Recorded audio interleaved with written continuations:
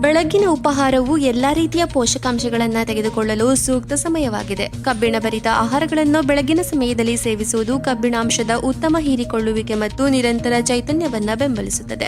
ಭಾರತೀಯ ಪಾಕ ಪದ್ಧತಿಗಳಲ್ಲಿ ಸಾಕಷ್ಟು ಕಬ್ಬಿಣ ಭರಿತ ಆಹಾರಗಳಿದ್ದು ರಾಗಿ, ಬೇಳೆ, ಸೊಪ್ಪು ಮತ್ತು ದ್ವಿದಳ ಧಾನ್ಯಗಳು ಮುಖ್ಯವಾಗಿವೆ. ನಮ್ಮ ದಿನನಿತ್ಯದ ಆಹಾರದಲ್ಲಿ ಇವುಗಳನ್ನು ಸೇವಿಸುವುದು ನಮ್ಮ ದೈನಂದಿನ ಕಬ್ಬಿಣಾಂಶದ ಪೂರೈಕೆಯನ್ನ ಮಾಡುತ್ತವೆ.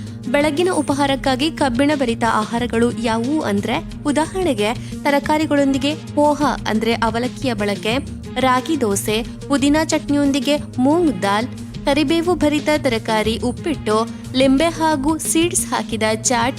ಇನ್ನು ಕಬ್ಬಿಣದ ಅಂಶವನ್ನು ನೈಸರ್ಗಿಕವಾಗಿ ಹೆಚ್ಚಿಸಿಕೊಳ್ಳುವುದಕ್ಕೆ ಸಿಟ್ರಸ್ ಹಣ್ಣುಗಳು ಮತ್ತು ತಾಜಾ ಚಟ್ನಿಗಳನ್ನು ಸೇವಿಸುವುದು ಉತ್ತಮ. ಅಲ್ಲದೆ ಊಟದೊಂದಿಗೆ ಚಹಾ ಅಥವಾ ಕಾಫಿಯನ್ನು ಆದಷ್ಟು ತಪ್ಪಿಸುವುದು ಒಳ್ಳೆಯದು ಅಂತ ತಜ್ಞರು ಹೇಳುತ್ತಾರೆ.